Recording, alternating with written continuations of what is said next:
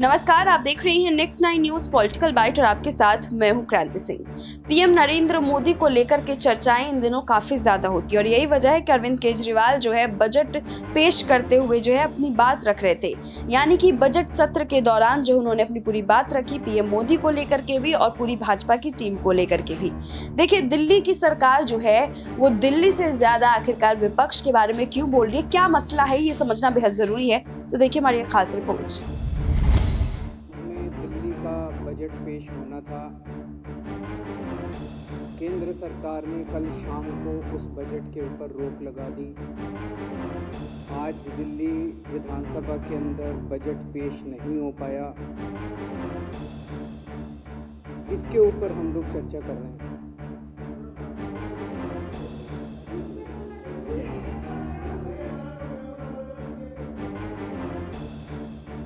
इसके ऊपर हम चर्चा कर रहे हैं।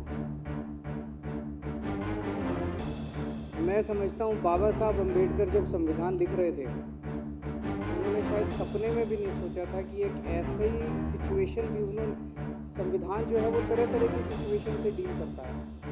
उन्होंने सपने में भी नहीं सोचा था कि एक ऐसी सिचुएशन भी देश के अंदर आ सकती है कि केंद्र सरकार किसी राज्य सरकार के बजट को रोक भी सकती है। एक ऐसा कॉन्स्टिट्यूशनल क्राइसिस, मैं तो कहूँगा ये कॉन्स्टिट्यूशनल क्राइसिस भी नहीं है, it is an attack on the constitution of this country. इस देश के संविधान के ऊपर हमला किया गया। ये कहा जा रहा है, ये डेट्स सारी बताई जा रही हैं। 10 तारीख को दिल्ली सरकार ने बजट सेंटर को भेजा। 17 तारीख को सेंटर ने कुछ ऑब्जेक्शंस लगा के वो बजट दिल्ली सरकार को भेजा। अभी माननीय लीडर ऑफ अपोजिशन साहब कह रहे थे कि एलजी साहब ने कुछ ऑब्जेक्शंस लगाए। संविधान के अंदर एलजी को कोई ऑब्जेक्शन लगाने का अधिकार नहीं है। He is bound by aid and advice of the council of ministers. Supreme court का आदेश है। एक मिनट मेरे को पूरा, मैं 1 मिनट पूरी कर लेता हूँ। हाँ, लीडर ऑफ अपोजिशन कह रहे हैं ऑब्जेक्शन नहीं, ऑब्जर्वेशन। चलो कोई बात नहीं।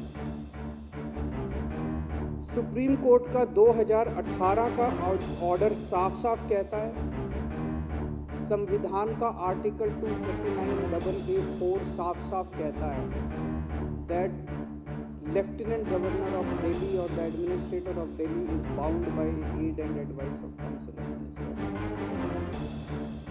दिल्ली के लेफ्टिनेंट गवर्नर जो हैं वो केवल ठप्पा लगाएंगे 3 सब्जेक्ट्स छोड़ के, बाकी सारी चीज़ों को उनको बस ठप्पा लगाना है। वो अपनी ऑब्जर्वेशन भी नहीं दे सकते, ऑब्जेक्शन भी नहीं दे सकते, वो फाइल पे कुछ नहीं लिख सकते। उनको फाइल पे लिखने का अधिकार नहीं है। अगर वो फाइल पे कुछ लिखते हैं तो वो संविधान के खिलाफ है। अगर वो फाइल पे लिखते हैं तो वो इस मंदिर का, ये जनतंत्र का जो मंदिर है, इसका अपमान है, इस पूरे हाउस का अपमान है। कुछ कहना है तो ये हाउस कहेगा। ये हाउस किस लिए बैठा है? ये जितने लोग हैं, चाहे ये बीजेपी के हैं, कांग्रेस के हैं, आम आदमी पार्टी, इनको जनता ने चुन के भेजा। फिर ये किसने चुने गए? अगर एलजी नहीं दिल्ली चलानी थी तो, अगर केंद्र सरकार के पास बजट भेजा गया, केंद्र सरकार को उसमें आपत्ति करने का कोई अधिकार नहीं है। ये provision he unconstitutional, it is against the basic structure of democracy and basic structure of the constitution of India कि किसी राज्य का बजट केंद्र सरकार को भेजा जा रहा है, पर चला आ रहा है कई सालों से। जिस दिन इसको सुप्रीम कोर्ट के अंदर चैलेंज किया गया, ये 2 मिनट ये प्रोविजन नहीं टिकने वाला कि केंद्र सरकार को दिल्ली सरकार का बजट भेजा जाए।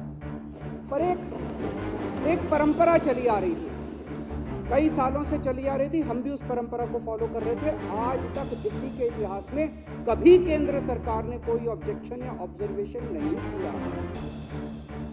पहली बार ये परंपरा जो है इसको तोड़ा गया। उन्होंने ऑब्जेक्शन लगा के भेजे, ऑब्जर्वेशंस लगा के भेजे, वही अपने असंवैधानिक था।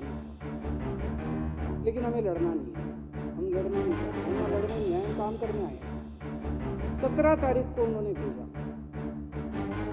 चीफ सेक्रेटरी के पास भेजा, प्रिंसिपल सेक्रेटरी फाइनेंस के पास भेजा। 3 दिन वो लेके बैठे। अब सारा देश जानता है कि इन अधिकारियों के गर्दन जो है वो केंद्र सरकार और राज्य के अंदर में, रोज जिसको मर्जी सस्पेंड करते थे, सारे डरे बैठे हैं, सारे डरे बैठे हैं। वो बेचारे क्या, तो ऊपर से आदेश आया MHA से कि भाई 3 दिन तक लेके बैठे रहो। सोमवार को 20 तारीख को 21 को बजट प्रेजेंट होना था, 20 तारीख को दिन में 2 बजे मंत्री को बताया जाता है कि MHA से कुछ ऑब्जेक्शन आए, इन अधिकारियों के खिलाफ तो कार्रवाई होनी चाहिए। फाइल जो है उसके संबंध में उसके बाद बार बार फोन कर रहा है मंत्री, फाइल उसके पास शाम को 6 बजे पहुंचती है। उसके बाद अफरा तफरी के अंदर मंत्री ने नोट बनाया, जो भी ऑब्जर्वेशन थे। हमारे पास एक ऑप्शन था, हम लड़ लेते, कोर्ट चले जाते कि तुमने ऑब्जर्वेशन कैसे लिखे, हम तुम्हारा, पर मैंने मंत्री को कहा नहीं, हमें लड़ना नहीं। उन्होंने जो ऑब्जर्वेशन लिखे हैं, 4 ऑब्जर्वेशन थे, चारों का हमने जवाब लिखा, कोई चेंज नहीं किया बजट में, सेम बजट। ईगो थी कि हम हमारा जवाब दो, दे दिया भाई साहब, आपके पैर छू लिए, पैर छू लिए। आप ही की जिंदाबाद है सर, पूरी आप ही होगा सर, तो बाकी तो हम तो ऐसे ही। क्या मिला इससे? यही मिला कि ये भी कह रहे हैं जिंदाबाद, बस राजनीति है, अहंकार है।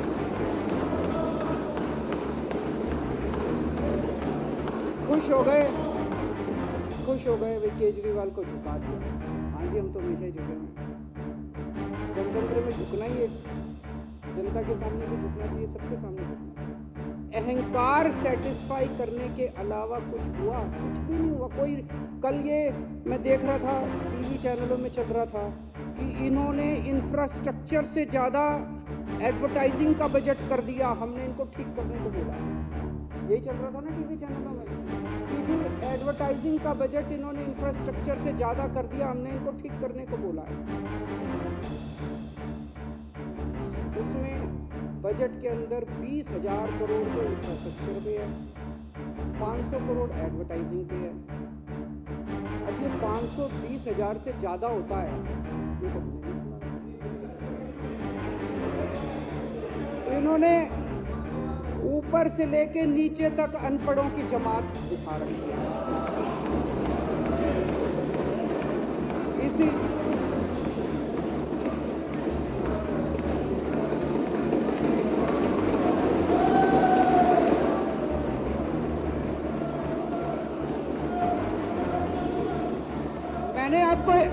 मैंने आपके नेता को नहीं कहा, मैंने आपके नेता को नहीं कहा, आपको कैसे लगा उसको बोला है?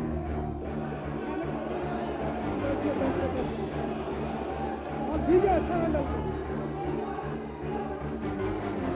मैंने तो नाम ही नहीं लिया, मैंने तो नाम ही नहीं लिया, मैंने किसी का नाम नहीं लिया, मैंने किसी का नाम नहीं लिया, मैंने किसी का नाम नहीं लिया, मैं किसी का नाम, बैठ जाओ, मैंने किसी का, मैं तो ये कह रहा हूँ जी, ये बता दो कि कहाँ लिखा है कि 500 की फिगर जो है वो 20,000 से ज़्यादा होती है?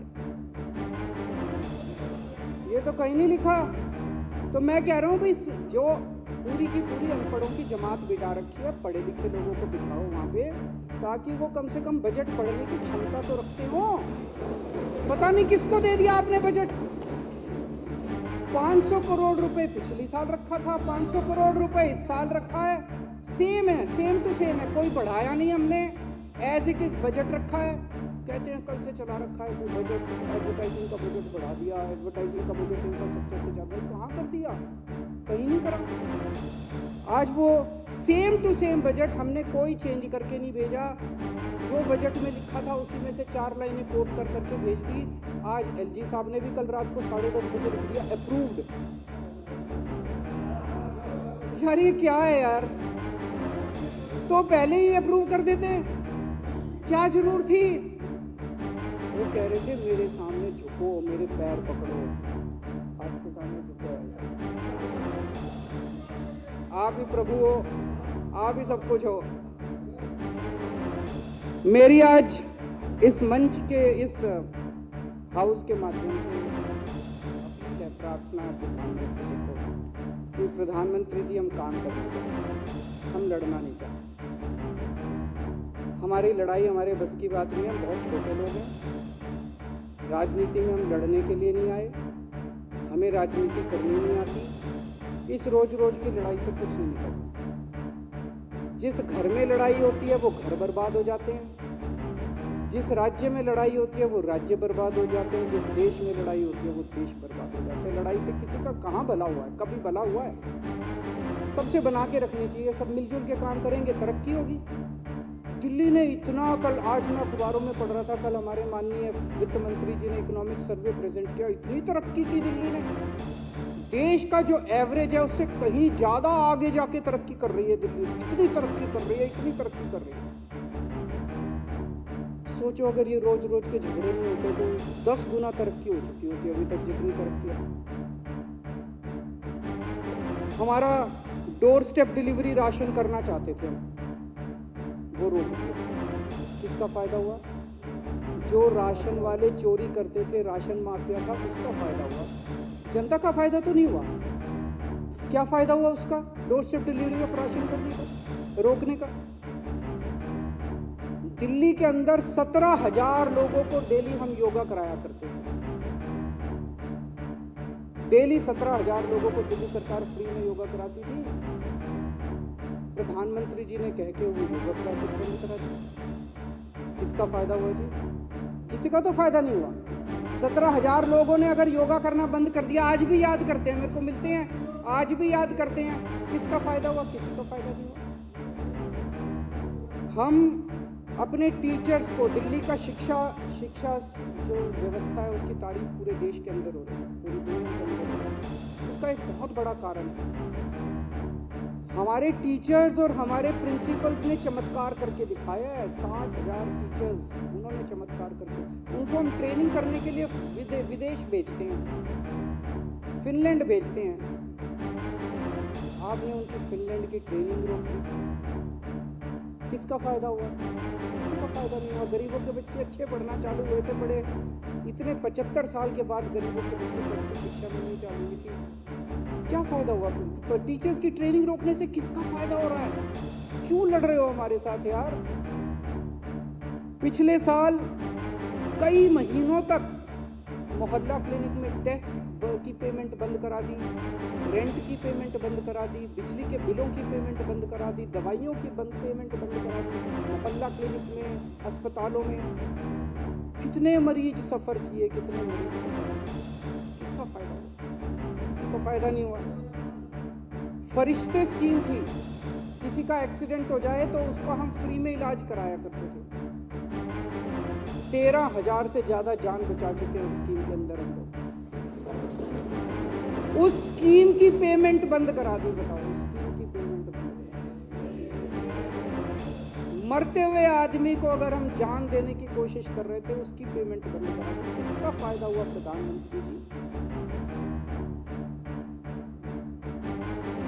अभी जैसा हम लोग देख रहे हैं कि बजट रोक दिया, मेयर के चुनाव बंद करा दिए। मैं प्रधानमंत्री जी से कहना चाहता हूँ, वो बहुत बड़े हैं, हम बहुत छोटे हैं। एक छोटी सी दिल्ली चला रहे हैं, हमें अपनी दिल्ली चलानी है। आप बहुत बड़े हो, बहुत बड़ा काम कर रहे हो, पूरे देश के अंदर काम कर रहे हो। आप अपना काम करो ना, हमें अपना काम करने दो। उनको तकलीफ ये है कि दिल्ली में बार बार आम आदमी पार्टी क्यों जीत रही है। उनको तकलीफ ये है कि बार बार दिल्ली में आप बीजेपी क्यों हार रही है।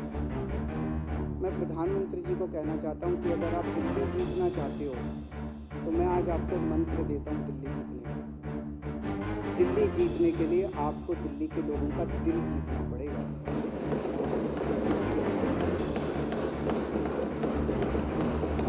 ये रोज लड़ाई झगड़े करने से दिल्ली वाले आपको वोट नहीं देने वाले। मैंने अगर दिल्ली में 1000 स्कूल ठीक कर दिए, आपके पास तो बहुत पैसा है, आप 1000 नए स्कूल बना दो, देखो लोग केजरीवाल को वोट देना बंद कर देंगे। मैंने दिल्ली में 550 मोहल्ला क्लिनिक बना दिया, आप 5,500 मोहल्ला क्लिनिक बना दो।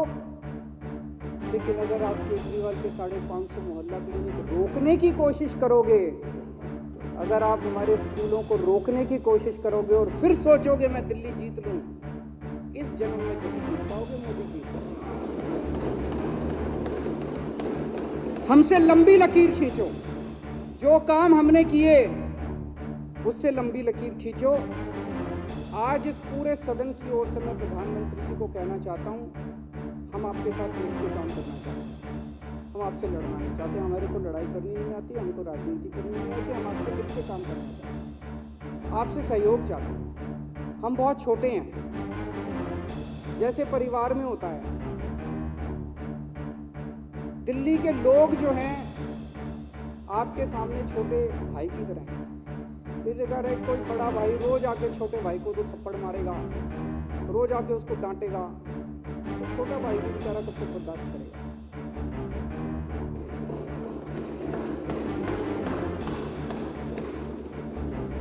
तो अगर आपको छोटे भाई का दिल जीतना है, छोटे भाई का दिल जीतना पड़ेगा। छोटे भाई का दिल जीतना है तो छोटे भाई को प्यार करो, छोटे भाई के साथ चलो, तभी छोटा भाई आपका साथ देगा। मैं इस प्रस्ताव का पूरी तरह से समर्थन करता हूं।